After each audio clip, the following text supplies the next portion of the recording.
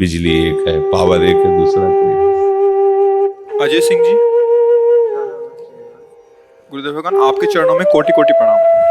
गुरुदेव भगवान, आपने प्राय सत्संग में बताया है कि हम जो भी पढ़ाई लिखाई नौकरी व्यापार आदि कर्म करें वो प्रभु के लिए होना चाहिए, प्रभु का मानकर होना चाहिए, उनकी प्रसन्नता के लिए होना चाहिए। परंतु जीव धर्म होने के कारण हम उस कर्म के भविष्य में मिलने वाले फल के लिए करते हैं, और जब हम इस भावना से अपने लिए कर्म करते हैं तो हम बंध जाते हैं, वो उसी में बंध जाते हैं। इसीलिए भगवान ने कहा, देखो ये बहुत सरल बात है, भोग तुम्ही को पाना है, रोटी दाल सब्जी बनाई तुम्ही को पाना है, बस उसे भगवान को अर्पित कर दो। अब वो प्रसाद हो गया, तुम उसके पाप से मुक्त हो गए, पाओगे, तुम्हारी बुद्धि शुद्ध रहेगी।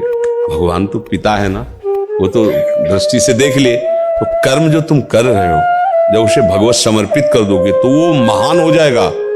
उसमें जो त्रुटियां हैं, बांधने वाली जो बात है वो खत्म हो जाएगी, आपका मंगल हो जाएगा। तो आप मंगल के लिए तो कर्म कर रहे हो ना, तो उसको और मंगल में लाओ। वो कर्म प्रभु के लिए, ये सृष्टि प्रभु की है ना, आप प्रभु के बच्चे हो, इतना आस्तिकता तो आ ही जानी चाहिए कि हम सब प्रभु के हैं।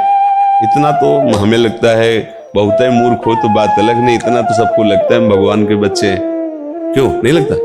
इतना तो लगता है कि एक मालिक है जगत का, एक भगवान है जगत में, ऐसा तो लगता ही है। अब पता नहीं किसी को लगे या ना लगे, पर हमें तो लगता, सबको लगता होगा, क्योंकि है, वो जो है उसकी सत्ता तो आज नहीं तो कल स्वीकार करनी पड़ेगी।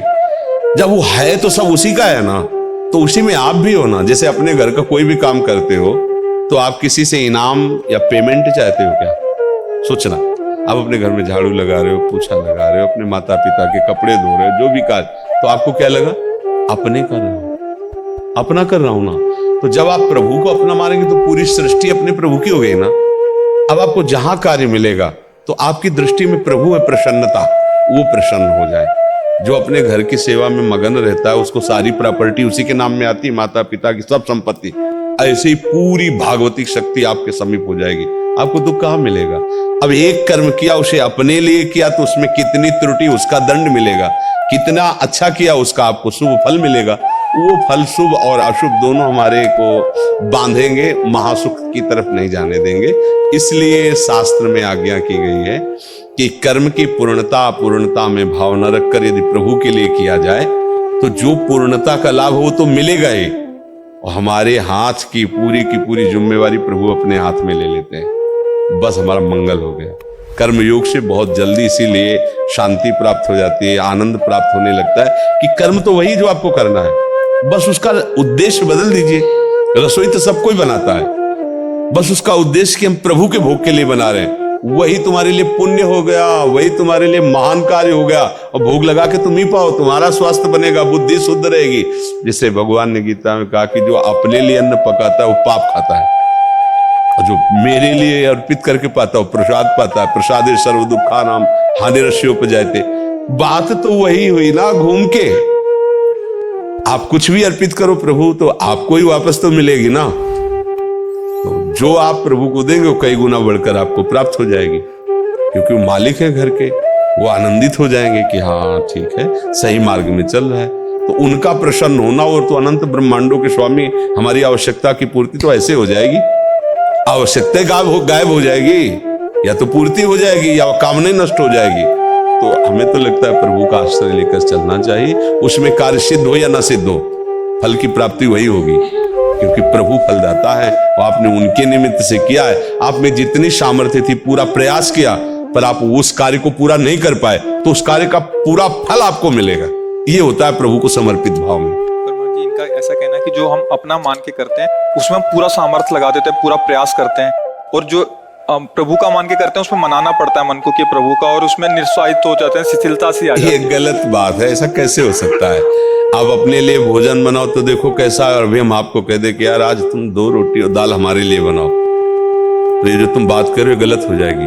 तुम्हारे मन में इतनी फूलन होगी कि क्या करूं, कैसे करूं कि ऐसी रोटी दाल बनाओ कि ये कहने लगे कि हाँ अच्छा, ये भगवान ऐसी कृपा करना, ऐसी रोटी दाल बने कि कम से कम वो ऐसा लगे कि नहीं पाऊंगा। तो ये बात तुम्हारी गलत हो गई कि भगवान के लिए अगर हम करते हैं तो निरुत्साहित हो जाते हैं। ऐसा आप कैसे कह रहे हैं?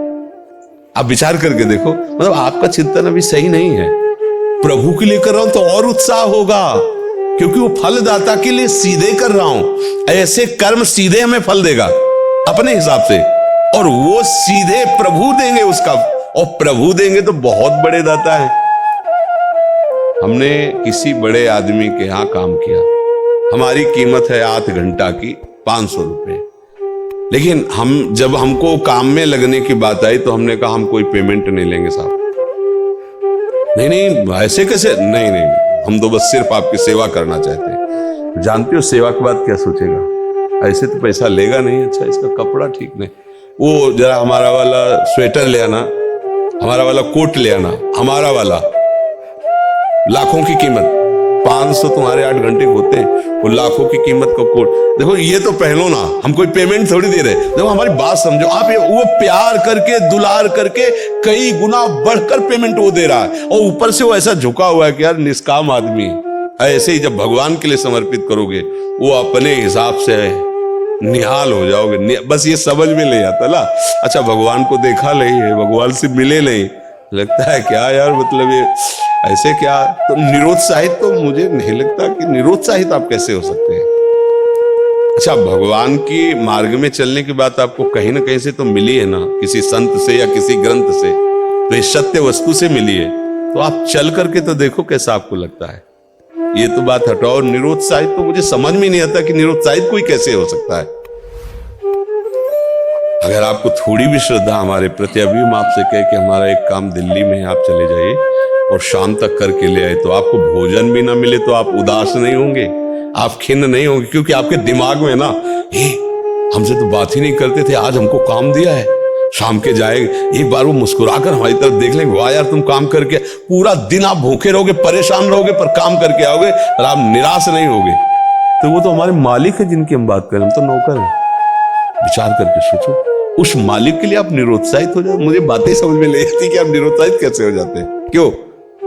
हाँ ऐसा नहीं, और वो अच्छा, अब हम तो देख नहीं पा रहे कि आप जाने में कितने परेशान हैं, पर वो आप ही के साथ है, सब जगह है, तो जहां आप हो वहीं है ना, सब समय है तो उस समय भी है ना, सबके वो प्यारे हैं तो वो आपके, वो सबको प्यार करते हैं, आपको भी प्यार, सर्व सामर्थ्यशाली है, हमारे साथ, हमें भय किस बात का है, वो तो सब कुछ दे। निरुत्साहित मतलब अभी लगता है कि मन प्रकृति में आसक्त है, इसलिए आप ऐसा कर रहे हैं। अगर थोड़ा भी परमात्मा ज्ञान या थोड़ा भी, तो ऐसी बात नहीं, निरुत्साहित कैसे हो सकते हैं। नाचना आएगा जब प्रभु के लिए करना शुरू करोगे, क्योंकि मालिक के लिए कर रहे हो। तो हमें लगता है थोड़ा नाम जप और बढ़ाइए, नाम जप करते हैं, हाँ और बढ़ाइए, तो थोड़ा बुद्धि पर